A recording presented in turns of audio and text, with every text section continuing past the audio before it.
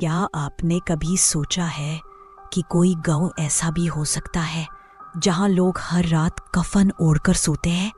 नहीं, उन्हें मौत से मोहब्बत नहीं, पर उससे ज्यादा डर उस चीज से है जो हर रात अंधेरे में उन्हें परखने आती है। कौन जिंदा है और किसकी सांसें उधार की है, यही सवाल पूछती है वो, एक डाकिनी जो अब भी भटकती है। और जब वो आती है तो दरवाजा नहीं खटखटाती, बस किसी को साथ ले जाती है, हमेशा के लिए। आज की कहानी उसी गांव की है जहां हर रात कफन ओढ़ लेना जिंदा रहने की आखिरी उम्मीद है। मैं हूं मैत्री और आप सुन रहे हैं विस्पर्स विद मैत्री। ये कहानी दोस्तों सिर्फ एक डरावना किस्सा नहीं है, ये एक सच है। ये कहानी मुझे भेजी है मेरे एक लिसनर ने। उसका नाम मैं नहीं ले सकती क्योंकि जो उसने सहा वो किसी और के हिस्से ना आए। आप सब जानते हैं, यहाँ हम बातें करते हैं उन बातों की जिन्हें लॉजिक नहीं समझा सकता और साइंस जिनसे मुंह मोड़ लेता है। तो लाइट्स डिम कर लीजिए, हेडफोन लगा लीजिए और तैयार हो जाइए उस गांव की तरफ बढ़ने के लिए। उस सुबह सिद्धार्थ ठीक वैसे ही निकला था जैसे रोज। लैपटॉप बैग कंधे पर डाला, डोर लॉक किया और जैसे ही सीढ़ियों की ओर बढ़ा, फोन बजा। स्क्रीन पर नाम चमक रहा था, आदित्य। कोई खास बात नहीं होनी चाहिए थी, दोस्त का कॉल था। लेकिन जैसे ही कॉल उठाया, उधर से जो लहजा आया उसमें कुछ था जो रोज जैसा नहीं था। भाई प्लीज तू आज ही मेरे गांव आ जा, बहुत जरूरी है। सिद्धार्थ रुक गया, शब्दों से ज्यादा आवाज ने उसे चौंका दिया। काव, क्या हुआ बे, सब ठीक है ना? पर आदित्य, वो आदित्य नहीं लग रहा था जो हमेशा हंसी में बात करता था। आज उसकी आवाज सीधी थी, थोड़ी टूटी हुई। भाई अभी कुछ नहीं बता सकता, फोन पर नहीं समझा पाऊंगा, बस तू एक बार आ जा, तेरे बिना शायद मुझसे नहीं हो पाएगा।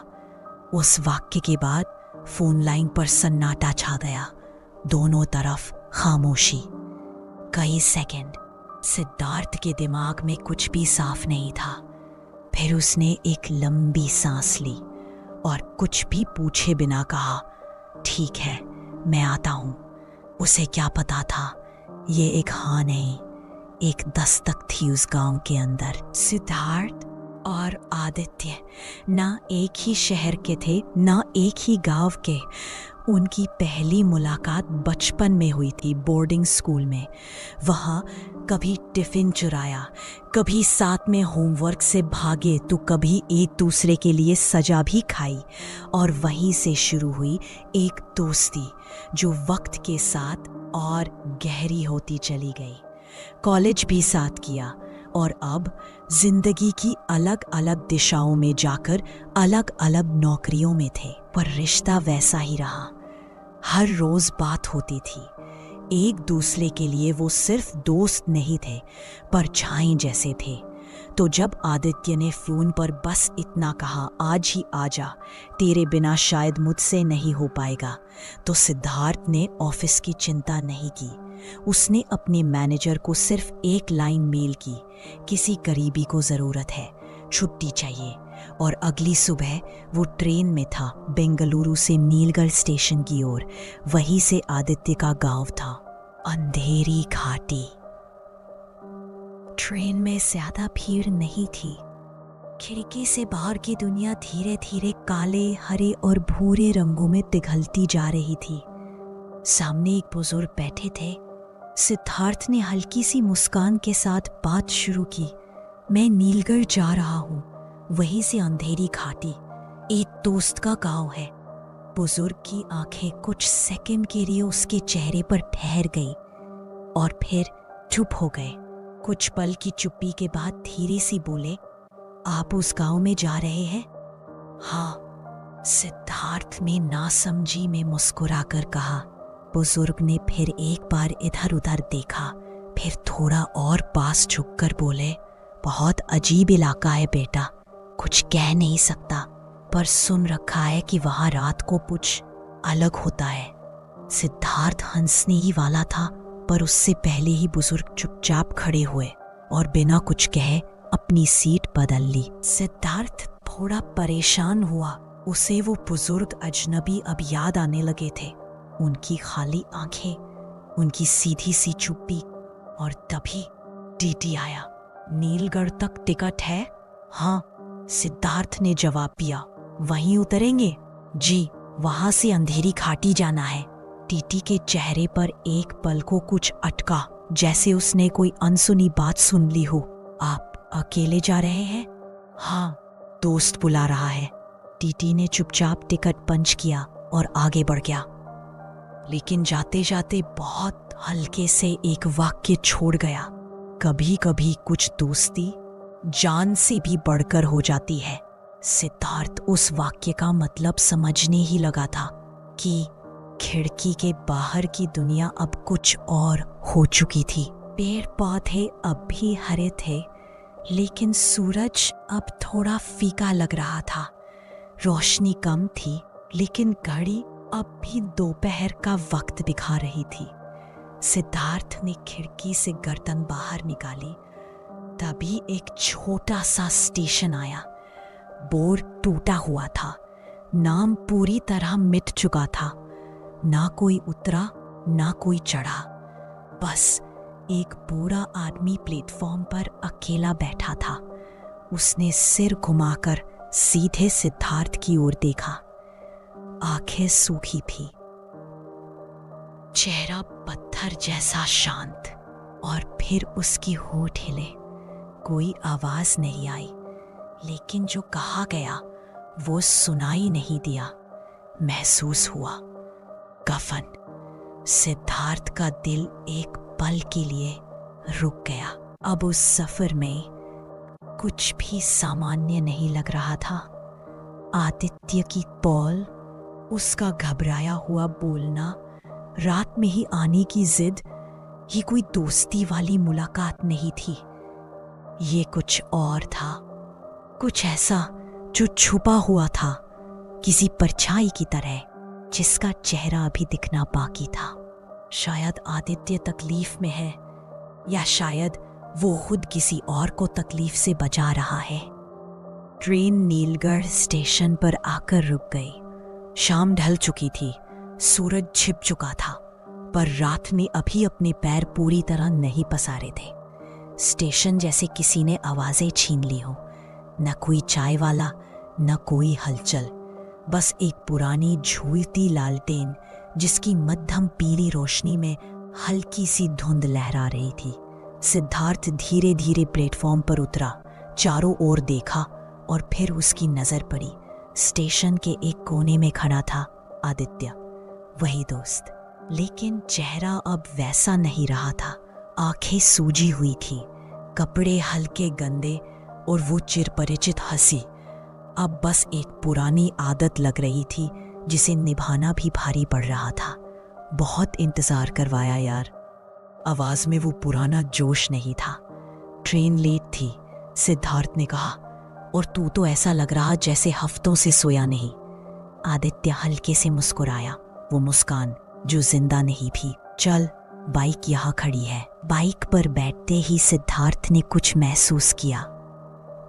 रास्ता वीरान था, ना कोई दुकान, ना कोई इंसान, जैसे इलाका खुद को छिपा रहा हो। कुछ दूर चलने के बाद सिद्धार्थ बोला, तो इतना परेशान क्यों लग रहा है भाई? सब ठीक है ना? आदित्य कुछ पल चुप रहा, फिर बहुत धीरे से बोला, सब ठीक है, पर यहाँ की हवा थोड़ी अलग है और लोगों की सोच भी। सिद्धार्थ हल्का हंसा, अरे यार, ये गांव वाली बातें मुझसे मत कर। तू जानता है ना, मैं इन सब बातों पर यकीन नहीं करता। आदित्य की आवाज इस बार बदल गई, धीमी, डूबी हुई। मैं भी नहीं करता था, लेकिन कभी कभी जब खुद की आंखों से कुछ देख लो तो न मानने का ऑप्शन नहीं बचता। सिद्धार्थ कुछ पल चुप रहा। रास्ता जैसे जैसे अंदर जाता गया, माहौल और भी बदलता गया। पैर अब दोनों तरफ झुके हुए थे, जैसे वो रास्ता नहीं दिखा रहे बल्कि कुछ छुपा रहे हो। हवा ठंडी थी, लेकिन उसमें एक सड़ी हुई मिट्टी की गंध खुली हुई थी। टायरों के नीचे कच्ची मिट्टी का झटका लगता और दिल हल्का कांप जाता। लोग अंधेरी घाटी का नाम सुनते ही चुप क्यों हो जाते हैं? सिद्धार्थ ने पूछा। आदित्य ने बाइक धीमी की, फिर धीरे से बोला, कुछ नाम सिर्फ नाम नहीं होते, वो अपने साथ वक्त, डर और बहुत पुरानी यादें लेकर चलते हैं। लोग कहते हैं ये इलाका जिंदा लोगों के लिए नहीं बना। सिद्धार्थ ने हंसकर कहा, अबे यार, जिंदा लोग नहीं तो कौन, भूत? आदित्य चुप रहा, कोई जवाब नहीं। बाइक बस चलती रही और अब सामने से हल्का धुआं उठता दिखने लगा, जैसे कहीं कोई आग नहीं पर राख जरूर सुलग रही हो। सिद्धार्थ के मुंह से अपने आप निकल गया, भाई तू कहाँ ले जा रहा है मुझे? ये तो सीधा डर की गली लग रही है। आदित्य ने सिर झुकाया, आंखें कुछ कहती थीं पर होठ नहीं बोले। बहुत धीमे से, जैसे अपने आप से कहा, डर की नहीं भाई। और तभी बाइक एक वीरान मोड़ पर रुक गई। ब्रेक की चरमराहट उस सन्नाटे में किसी चीख जैसी लगी। आदित्य ने बाइक बंद की और एकदम सपाट आवाज में कहा, उतर भाई। सिद्धार्थ चौंका, क्या हुआ? आदित्य ने उसकी ओर देखा तक नहीं, बस बाइक से उतरकर सीधा दुकान की तरफ पड़ गया। चल, तेरे लिए कफन लेना है। सिद्धार्थ वही, जैसे किसी ने उसकी रीढ़ की हड्डी में बर्फ भर दी हो। क्या क्या बकवास कर रहा है तू? कफन? और वो भी मेरे लिए? आदित्य चुपचाप चलता रहा। यहां यही रिवाज है, जो भी पहली बार गांव आता है उसे कफन लेकर ही अंदर जाना होता है। पर उसकी आंखों में डर नहीं था, एक थकान थी, जैसे वो ये सब कहने से पहले कई बार कह चुका हो, किसी और से भी। मैं जानता हूं अजीब लग रहा है, पर जो कह रहा हूं वो कर। अभी सवाल मत कर, घर चलेंगे तब सब समझा दूंगा। ऊपर लटकती लालटेन धीमे धीमे हिल रही थी। उसकी पीली रोशनी में धुआं सा तैर रहा था, जैसे वो लालटेन खुद भी डर में कांप रही हो। सिद्धार्थ भारी कदमों से अंदर गया। जमीन पर बैठा था एक बूढ़ा दुकानदार, सिर झुकाए। सिद्धार्थ को देखा तक नहीं, बस हाथ पीछे बढ़ाया और एक सफेद कपड़े का गट्ठर निकालकर सामने रख दिया। ले जा बेटा, उसने बिना देखे कहा। इससे अच्छा कुछ और मत पूछ। सिद्धार्थ कांपते हाथों से वो गट्ठर उठाता है। कपड़े से सड़ी हुई मिट्टी, बासी फूल और बुझती चिता जैसी गंध आ रही थी। ये क्या है? सिद्धार्थ फुसफुसाया। बूढ़ा दुकानदार अब पहली बार उठा। उसे आंखों में देखा। उसकी आंखें वैसी नहीं थीं। वो आंखें देख चुकी थी बहुत कुछ। एक कफन है बेटा, ले जा और बस ओढ़ लेना। सिद्धार्थ लड़खड़ाते कदमों से बाहर आया। कफन अभी भी उसके हाथ में था। उसने आदित्य का कंधा पकड़ लिया। अबे साफ साफ बताना भाई, ये सब क्या है मेरे लिए कफन? और वो बूढ़ा ऐसे क्यों बोल रहा था जैसे मैं मरने वाला हूं?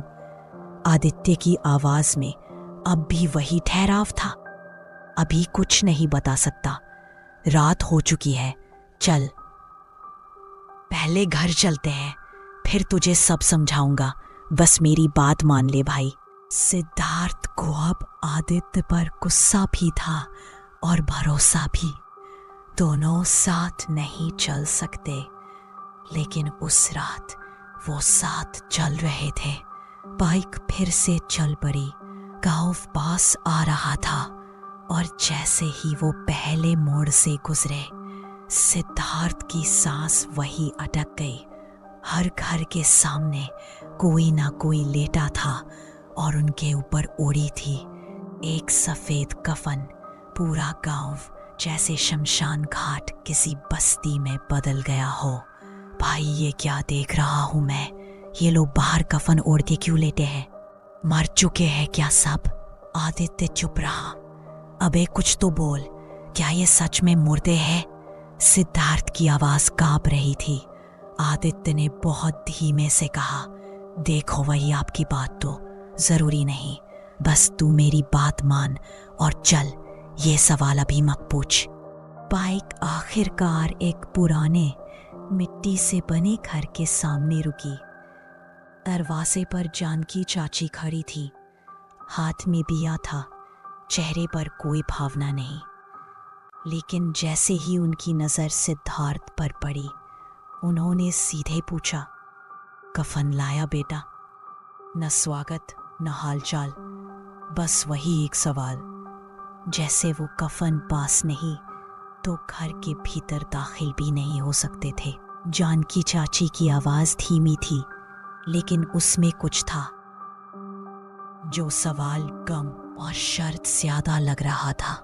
सिद्धार्थ ने चुपचाप सिर हिलाया और बैग से वो सफेद कपड़ा निकाला जिसे उसने अब तक ठीक से देखा भी नहीं था। जानकी चाची की आंखों में कुछ ढीला पड़ा, जैसे कोई बोझ थोड़ी देर के लिए कम हुआ हो, पर पूरी तरह गया नहीं। ठीक है, अंदर आ जा। वो मुड़ गई। घर में घुसते ही एक ठंडी भारी हवा सिद्धार्थ के चेहरे से टकराई। मिट्टी और पत्थर से बना वो घर जैसे सांस नहीं ले रहा था, सिर्फ कुछ देख रहा था। छत खपरेल की थी, दीवारों पर पुराने फटे पोस्टर। कुछ जगह ऐसी थी जहां दीवारें खुद ही उखड़ चुकी थी, जैसे ये घर अपने अंदर कुछ दबा रहा हो। जानकी चाची ने एक कोना दिखाया, रात को यहाँ सो जाना, और हाँ, कफन ओढ़कर। नहीं तो वहीं अधूरा छोड़कर रसोई में चली गई। सिद्धार्थ हल्की सी मुस्कान लिए बैग नीचे रखता है। उसे ये सब गांव की कोई अजीब रस्म लग रही थी, लेकिन जब उसने खिड़की से बाहर देखा, वो मुस्कान कहीं खो गई। हर घर के सामने एक एक आदमी लेटा था, जमीन पर, कफन ओढ़े हुए। कुछ चुपचाप, कुछ हिलते हुए, और कुछ इतने स्थिर जैसे सांस लेना भी भूल चुके हो। जिंदा लोग कफन क्यों ओढ़ते हैं? ये सवाल सिद्धार्थ के जहन में बार बार घूम रहा था, क्योंकि बाहर जो देखा था वो रिवाज नहीं, एक परछाई थी जो पूरी बस्ती पर पसरी हुई थी। पर ये लोग, ये तो गांव वाले हैं, सब जिंदा लोग हैं, सही सलामत। फिर कफन? उसने जैसे ही ये कहा, खुद उसके लफ्ज भी डर से लड़खड़ा गए। आदित्य धीरे धीरे उसके पास आया, चेहरा गंभीर और आंखों में कुछ ऐसा जो वो छुपा नहीं पा रहा था। भाई, तू जो देख रहा है वो तुझे अभी मजाक लग रहा होगा, लेकिन यहाँ ये जिंदगी का हिस्सा है। हर कोई कफन ओढ़कर ही क्यों सो रहा है? सिद्धार्थ की आवाज अब हौले हौले कांप रही थी। आदित्य ने एक लंबी सांस ली, क्योंकि रात को यहाँ कुछ घूमता है यार, कोई जिसे देखा नहीं जा सकता, समझा नहीं जा सकता। अगर कफन ओढ़ ले तो वो पहचान नहीं पाता कि कौन जिंदा है, कौन मरा, और जिसे वो पहचान लेता है वो अगली सुबह नहीं उठता। तू मजाक कर रहा है? काश करता। अब सिद्धार्थ को समझ आ रहा था, ये कफन एक रस्म नहीं, ये एक परछाई से छुपने की आखिरी उम्मीद थी। और अगर कोई बिना ओढ़े सो जाए, आदित्य ने कहा, तो अगली सुबह उसका कफन बाहर रखा मिलता है। नाम नहीं लिखा होता, लेकिन सबको पता चल जाता है वो किसका है। उस रात का खाना बिल्कुल सादा था, उतना ही जितना एक जिंदा इंसान खा सके, जिसे ये भरोसा हो कि वो सुबह उठेगा। चावल, आलू और एक पतली सी दाल। जानकी चाची ने ज्यादा कुछ नहीं कहा, लेकिन उनकी आंखें बार बार सिद्धार्थ पर टिक रही थी, जैसे वो देख नहीं रही थी बल्कि तौल रही थी। रात ढल चुकी थी, हवा में एक अजीब सी गंध घुल गई थी, सड़ी हुई मिट्टी, बासी फूलों की हल्की सी गंध और किसी अधजली चीज की राख। कमरे में बस एक लालटेन टिमटिमा रही थी। सिद्धार्थ खाट पर बैठा और वो सफेद कपड़ा अपने पास रखा। कफन। यार, तुझे नींद आ जाएगी इस सब में? उसने आदित्य से पूछा। आदित्य ने कोई जवाब नहीं दिया, बस खाट पर चुपचाप लेटा रहा और कफन पूरा ओढ़ लिया था। सिद्धार्थ थोड़ी देर तक यूं ही बैठा रहा, फिर धीरे से कफन उठाया और पहली बार उसे अपनी गर्दन तक खींच लिया। चारों तरफ सन्नाटा था, लेकिन वो सन्नाटा खाली नहीं था, क्योंकि उसी सन्नाटे में एक धीमी फुसफुसाहट उठी। सिद्धार्थ। उसने एकदम आंखें खोल दी। कमरा खाली था, लेकिन हवा में कुछ था। फिर वही आवाज, इस बार और पास। क्यों आया है? अब सांसें तेज हो गई। कफन हटाकर देखा, कुछ नहीं था, पर तभी खाट के नीचे से एक धीमी धीमी रेंगने की आवाज आने लगी, जैसे कोई या कुछ वहां घूम रहा हो। सिद्धार्थ ने तुरंत आंखें बंद कर ली, कफन को और कसकर ओढ़ लिया, जैसे वो चादर नहीं, एक कवच हो। से नहीं पता था कि वो कांप रहा था, डर से या ठंड से, पर उस रात कुछ उसके बहुत पास था, बहुत बहुत पास। कमरे में सिर्फ एक लालटेन थी, जिसकी लौ अब किसी थकी सांस की तरह कांप रही थी, और सिद्धार्थ कफन ओढ़े खामोश लेटा था। नींद उससे कोसों दूर थी। हर बार जब सिद्धार्थ सांस लेता, उसे लगता जैसे वो कपड़ा भी उसके साथ सांस ले रहा हो, जैसे उसकी त्वचा के ठीक नीचे कोई और चीज भी धीरे धीरे जिंदा हो रही थी। उसने खुद को और कसकर लपेट लिया, लेकिन वो आवाज, वो धीमी सी खरोचती हुई आवाज जो कुछ देर पहले उसके खाट के नीचे थी, अब एकदम पास आ चुकी थी। इतनी पास कि जैसे उसके कान के पास कोई फुसफुसा रहा हो। और फिर खटक, खिड़की के बाहर कुछ जोर से टकराया। सिद्धार्थ का दिल उछलकर जैसे हल्क में आ गया। कफन आधा उतर चुका था, पर वो डर के मारे हिल भी नहीं पाया। धीरे से आंखें घुमाई। खिड़की का पर्दा अब हिल नहीं रहा था, वो ठहर चुका था, जैसे किसी ने उसे दोनों हाथों से थाम रखा हो। बेटा। सिद्धार्थ जैसे अपनी जगह जम सा गया। धीरे से पलटा। दरवाजे के पास जानकी चाची खड़ी थी। हाथ में पीतल का दिया था, लेकिन उसकी लौ हिल नहीं रही थी, एकदम स्थिर, जैसे किसी अदृश्य डर ने उसे जकड़ रखा हो। कफन उतारा क्यों? उनकी आवाज में डर नहीं था, बस एक ऐसी थकावट थी जैसे वो इसे हर साल, हर रात किसी और से भी पूछ चुकी हो। वो वहां कोई था। सिद्धार्थ कांपते हुए बोल रहा था, शब्द गले में अटक रहे थे। पसीना गर्दन से कमर तक बह रहा था, पर हवा अब भी ठंडी थी।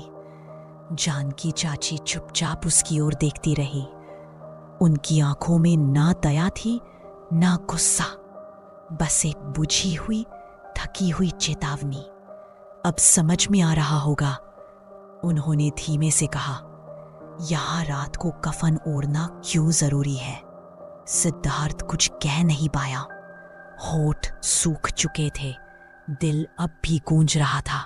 उन्होंने एक बार और सिद्धार्थ की तरफ देखा, फिर बहुत धीरे से कहा, अब जाकर सो जा, और याद रख, अगली बार ये कफन अपने से ना हटे, वरना वो तुझे पहचान लेगी। कौन वो? सिद्धार्थ ने कांपती आवाज में पूछा, और जानकी चाची ने धीरे से मुंह घुमाया। उनका चेहरा अब पूरी तरह अंधेरे में था, पर उनकी आवाज वो अब भी सीधी सिद्धार्थ की रीढ़ में उतर रही थी, जिसे सब भूल गए, पर वो किसी को नहीं भूली, डाकिनी। तो दोस्तों, रात बीत चुकी थी। उसका असर अभी भी उस मिट्टी में सांस ले रहा था। जिस पर कदम रखकर सिद्धार्थ जैसे हर बार डर को छूकर वापस लौटा था। उस सुबह सूरज जरूर निकला था, लेकिन उसकी रोशनी में कोई गर्मी नहीं थी। कमरे में खामोशी थी, जैसे दीवारें भी अब कुछ कहना चाहती थी पर डरती थी। सिद्धार्थ बदल चुका था। जो लड़का कल शहर से आया था, बेंगलुरु का प्रैक्टिकल बेफिक्र इंसान, अब उसकी आंखों के नीचे काली लकीरें थी। आंखें लाल, चेहरे पर हिलती हुई नसें। जैसे कोई सपना नहीं टूटा, बल्कि वो खुद किसी सपने में चला गया हो जो अब भी जारी है। तभी दरवाजा धीरे से खुला। आदित्य अंदर आया, धीमे कदम, झुकी हुई नजर और एक चेहरा जो जैसे रात भर गीली राख में दबा रहा हो। वो जमीन पर आकर बैठ गया, सामने, सिद्धार्थ के ठीक सामने। कुछ देर कोई कुछ नहीं बोला। सिर्फ दीवार की एक दरार से सुबह की रोशनी भीतर आ रही थी, जिसमें धूल के कण हवा में तैरते नजर आ रहे थे। और फिर सिद्धार्थ ने वो कहा जो शायद आदित्य पूरे दिल से सुनना नहीं चाहता था। अब सब बता दे यार, पूरा सच, वरना मैं आज ही लौट जाऊंगा। आदित्य ने सिर झुका लिया। उसकी आवाज अब वही नहीं थी। उसमें बोझ था, राख थी और किसी अनसुने गुनाह की परछाई थी। सिद्धार्थ, इस गांव में लोग हर रात कफन ओढ़ते हैं। ये कोई रस्म नहीं है, ये एक जिंदा समझौता है, एक डर से जो अब यहाँ रहता है। और हर रात वो ये देखने आता है कि किसने कफन नहीं ओढ़ा। हर साल एक इंसान यहाँ से गायब हो जाता है। कोई चीख नहीं, कोई निशान नहीं, सिर्फ मिट्टी में एक अजीब सी बदबू और एक सड़ा हुआ कफन। सिद्धार्थ की सांसें थम गई। उसके मन में जैसे एक भारी धड़कन उभरी जो उसके कानों में गूंजने लगी। आदित्य ने सिर उठाया। उसकी आंखें अब भीगी हुई थी। ये सब उस औरत की वजह से शुरू हुआ था जो कभी इस गांव में आई थी। उसका नाम था तारा। तारा जंगल की तरफ से आई थी। अकेली थी लेकिन डरती नहीं थी। गांव की औरतों के जख्मों को ठीक करना जानती थी। दवा, जड़ी बूटी और हिम्मत देती थी। पर मर्दों को वो रास नहीं आई, क्योंकि तारा सवाल करती थी। वो औरतों को चुप रहना नहीं सिखाती थी, बोलना सिखाती थी। फिर एक दिन 2 बच्चों की अचानक मौत हो गई और इल्जाम उसी पर लगा दिया गया।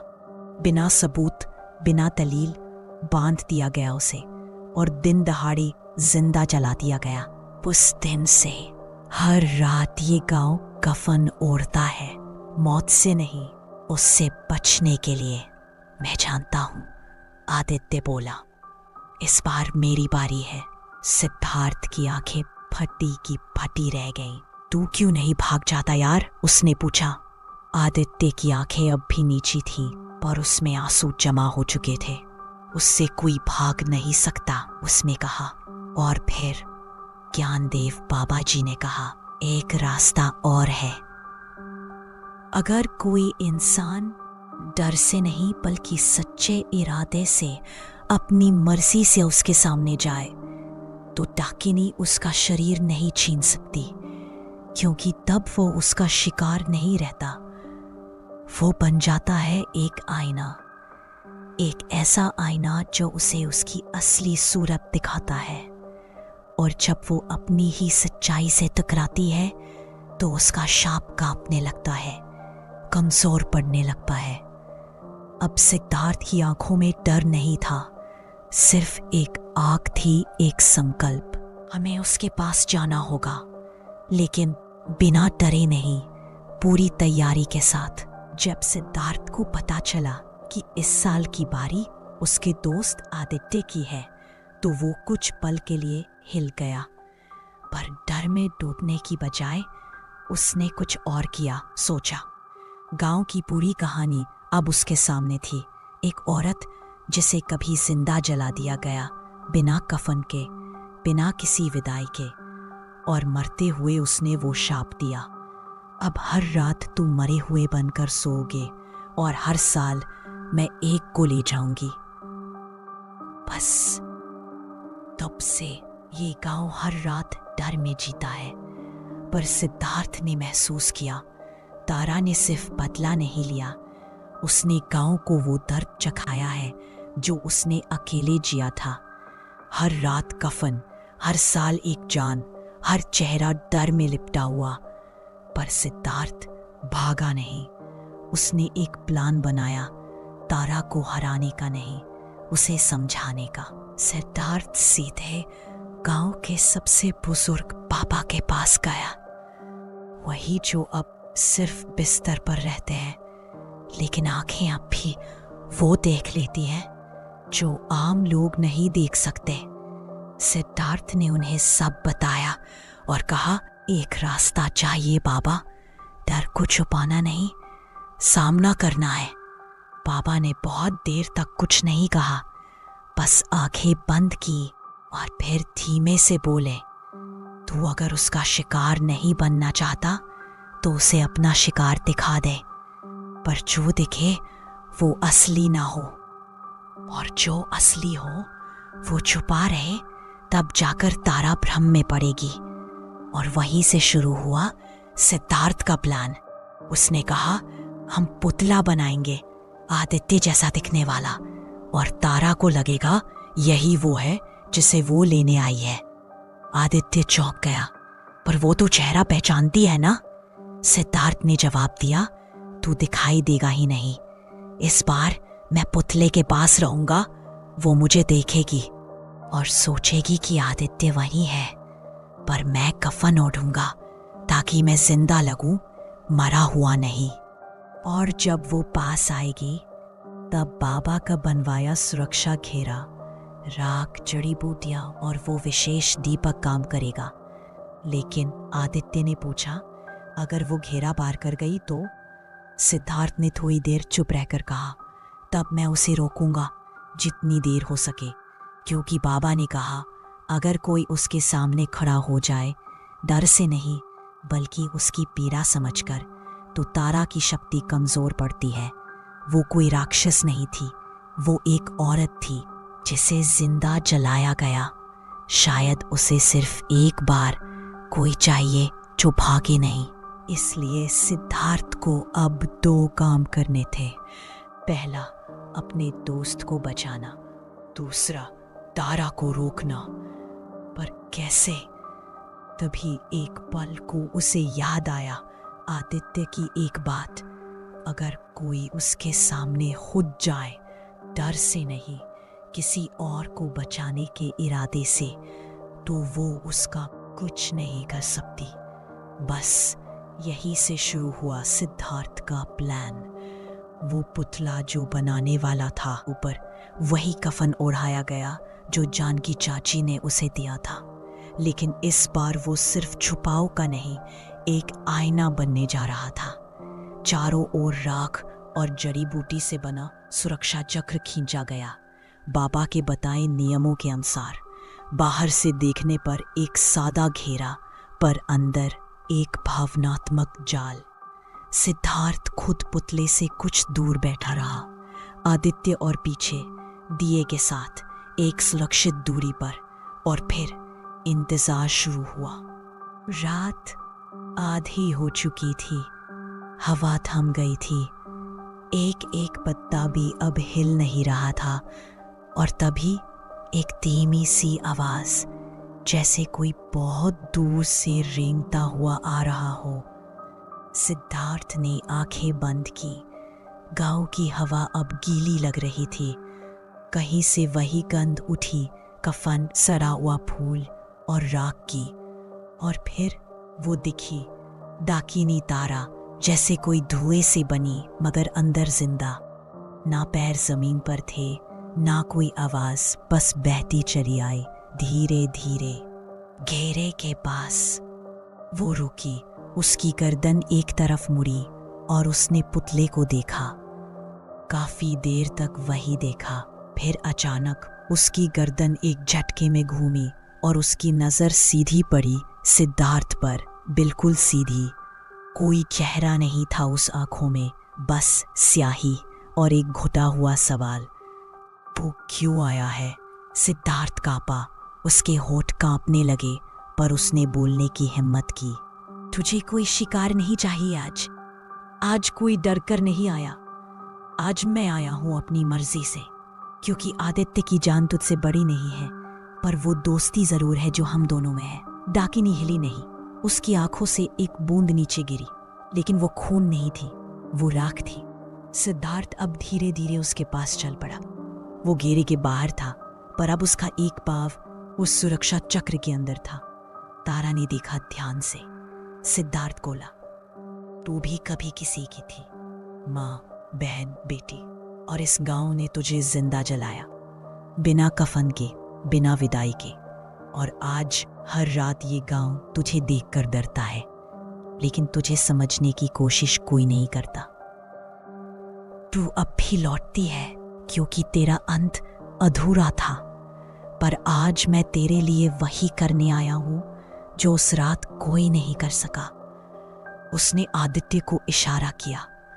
आदित्य ने कांपते हाथों से दिया उठाया। ऊपर वही कफन ओढ़ाया गया जो जानकी चाची ने उसे दिया था, लेकिन इस बार वो सिर्फ छुपाव का नहीं, एक आईना बनने जा रहा था। चारों ओर राख और जड़ी बूटी से बना सुरक्षा चक्र खींचा गया, बाबा के बताए नियमों के अनुसार।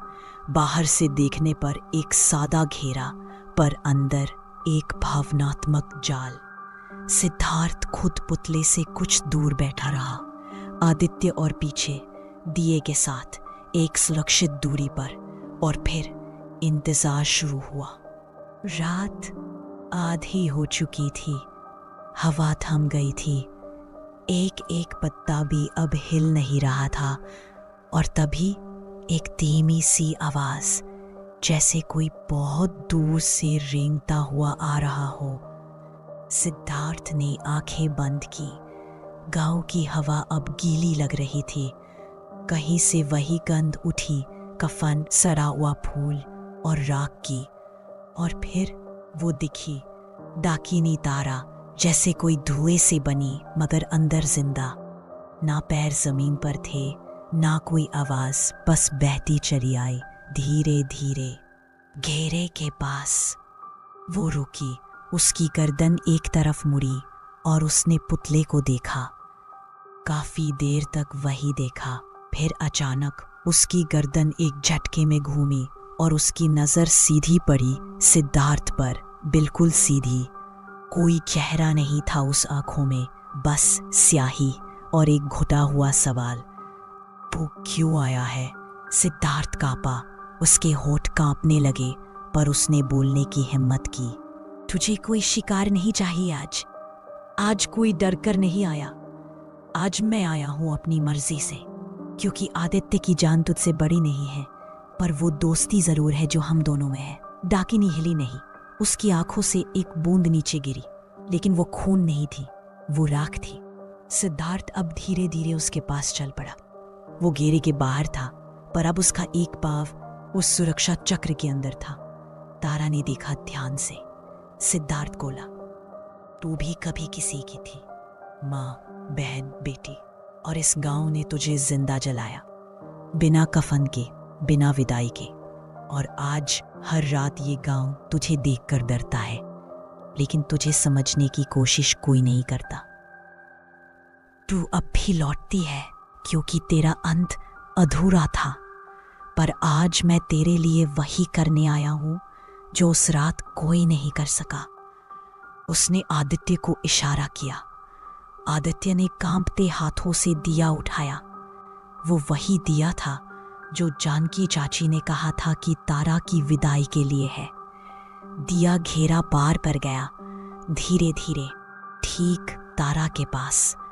तारा झुकी, उसने दिए को उठाया और उसकी आंखों में एक पल को कुछ मानवीय दिखा, कुछ जो शायद बहुत सालों से मिट गया था। एक पुरानी तस्वीर जैसा एहसास, जैसे कोई स्मृति जो राख में भी जलती नहीं। और फिर उसमें दिया अपनी छाती से लगाया। एक धीमी सी चीख हवा में गूंजी, ना जोर से, ना डरावनी, बस दुख भरी। चारों तरफ राख उड़ने लगी। वो घेरा, वो पुतला, वो दिया, सब मिलकर जैसे कोई नई आग जलाने लगे, पर ये आग तबाही की नहीं थी, ये शांति की थी। सुबह की पहली किरणें उस राह की जमीन पर पड़ी जहां रात सिर्फ बीती नहीं थी, बदली थी। गांव अब भी वैसा ही था, मिट्टी के घर, खपरेल की छतें, टिमटिमाती लालटेनें। लेकिन हवा में एक बात साफ महसूस हो रही थी, कोई डर अब यहां से गया है। सिद्धार्थ और आदित्य दोनों चुपचाप गांव लौटे। सूरज की रोशनी में पहली बार सिद्धार्थ ने देखा वो रास्ता जो हर साल एक की मौत लेकर वापस आता था, आज खाली था। गांव की पहली औरत जो बाहर आई वो जानकी चाची थी। उनके हाथ में आज कफन नहीं था, बल्कि एक लाल धागा था जो गांव में सिर्फ किसी शांति के पर्व के दिन बांधा जाता है। उन्होंने सिद्धार्थ की तरफ देखा, एक लंबी सांस ली, फिर बोली, तू वाकई गया था उस तक। सिद्धार्थ ने सिर्फ सिर हिलाया। चाची की आंखों में हल्का पानी आ गया। उन्होंने वो धागा उसके हाथ पर बांध दिया। शायद तू ही था जो उसका अधूरा संस्कार पूरा कर सकता था। उस दिन पहली बार गांव ने रात को बिना कफन ओढ़े नींद ली। दरवाजे बंद हुए, लेकिन डर से नहीं। और जब अगली सुबह सब उठे तो पहली बार किसी के दरवाजे पर सड़ा कफन नहीं मिला। पर क्या ये डर सच में खत्म हो गया? क्या डाकिनी तारा की आत्मा को मुक्ति मिल गई, या उसने बस एक रात सुकून लिया? सच कहूं, कोई नहीं जानता, क्योंकि उस राख वाली जमीन पर अब भी मिट्टी हर सुबह थोड़ी गीली रहती है। अब भी कुछ रातों में हवा से वही बासी फूलों की गंध आती है। और अब भी कुछ लोग बिना कफन सोने से डरते हैं, क्योंकि डर कभी मरता नहीं, वो बस थक कर थोड़ी देर छुप जाता है, किसी पंखे की छाया में, किसी खाट के नीचे, या किसी खिड़की के बाहर चेहरे पर कफन डाले। मैं हूं मैत्री, और आप सुन रहे थे विस्पर्स विद मैत्री। अगर इस कहानी ने आपके भीतर कुछ हिलाया हो तो याद रखिए, कुछ डर हमसे कुछ नहीं करते, बस हमें खुद से मिलवाते हैं। लाइक और सब्सक्राइब कीजिए विस्पर्स विद मैत्री को, और सुनते रहिए उन कहानियों को जो कहीं से शुरू नहीं होती और कहीं खत्म भी नहीं होती, क्योंकि कुछ डर सच्चे होते हैं।